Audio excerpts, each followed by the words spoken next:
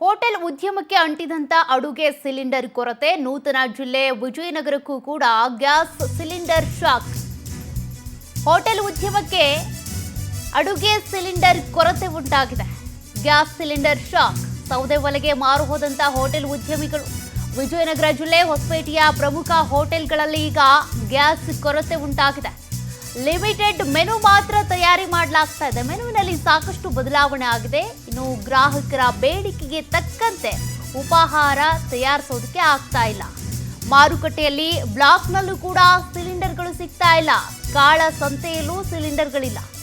ಬೇರೆ ದಾರಿ ಇಲ್ಲದೆ ಸೌದೆ ಮೊರೆ ಹೋದಂತ ಹೋಟೆಲ್ಗಳಿಗೆ ಕಮರ್ಷಿಯಲ್ ಸಿಲಿಂಡರ್ಗಳೇ ಇಲ್ದಂತಾಗ್ಬಿಟ್ಟಿದೆ. ಹೀಗಾಗಿ ಒಂದು ಕಡೆ ಹೋಟೆಲ್ ಬಂದ್ ಮಾಡುವಂತೂ ಇಲ್ಲ. ಎಷ್ಟು ದಿನ ಅಂತ ಬಂದ್ ಮಾಡೋದಕ್ಕಾಗುತ್ತೆ? ಗ್ರಾಹಕರನ್ನ ಕಳ್ಕೊಳ್ಬೇಕಾಗುತ್ತೆ. ಹೀಗಾಗಿ ಸೌದೆ ಒಲೆಯ ಮೊರೆ ಹೋಗಿದ್ದಾರೆ. ನೋಡಿ, ಸೌದೆ ಒಲೆಯಲ್ಲೇ ಅಡುಗೆಯನ್ನು ತಯಾರಿಸ್ತಿದ್ದಾರೆ. ಅದು ಕೂಡ ಲಿಮಿಟೆಡ್ ಮೆನು. ಗ್ರಾಹಕರಿಗೆ ಬೇಕಾದ ತಿಂಡಿಯನ್ನೇ ಅಡುಗೆ ಮಾಡಿ ಬಡಿಸೋದಕ್ಕಾಗ್ತಾ ಇಲ್ಲ.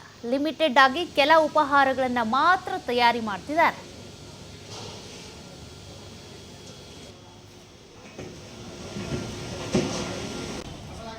ನೋಡಿ, ವಿಜಯನಗರ ಜಿಲ್ಲೆಯಲ್ಲಿ ನೀವು ಗಮನಿಸ್ತಾ ಇದ್ದೀರಿ, ಹೋಟೆಲ್ಗಳಲ್ಲಿ ಈಗ ಸೌದೆ ಒಲೆಯ ಮೊರೆ ಹೋಗಿದ್ದಾರೆ. ಈ ರೀತಿಯ ದೃಶ್ಯಗಳನ್ನ ನೀವು ಮದುವೆ ಸಮಾರಂಭಗಳಲ್ಲಿ ಗಮನಿಸಿರ್ತೀರ.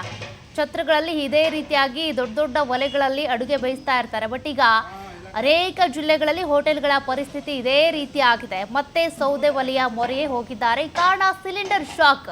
ಈಗಾಗಲೇ ಗೃಹ ಬಳಕೆಗೆ ಸಂಬಂಧಪಟ್ಟಂತೆ ಯಾವುದೇ ತೊಂದರೆ ಇಲ್ಲ ಅಂತ ಆಹಾರ ಸಚಿವ ಮುನಿಯಪ್ಪನವರು ಹೇಳಿದ್ರು ಕೂಡ ಹೋಟೆಲ್ಗಳಿಗೆ ಕಮರ್ಷಿಯಲ್ ಸಿಲಿಂಡರ್ ಅಂತ ಬಂದಾಗ ಒಂದಷ್ಟು ಅಭಾವ ಇದ್ದೇ ಇದೆ.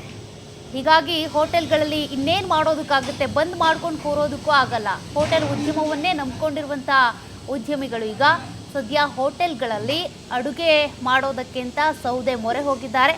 ದೊಡ್ಡ ದೊಡ್ಡ ಒಲೆಗಳನ್ನು ಹಾಕ್ಕೊಂಡು ಸೌದೆ ಒಲೆಯ ಮೂಲಕ ಅಡುಗೆಯನ್ನು ತಯಾರಿಸ್ತಿದ್ದಾರೆ. ಬಟ್ ಇಲ್ಲಿ ಎಲ್ಲ ತಿಂಡಿ ಊಟವೂ ಸಿಗಲ್ಲ, ಕೆಲವಷ್ಟೇ ಲಿಮಿಟೆಡ್ ಆಗಿದೆ.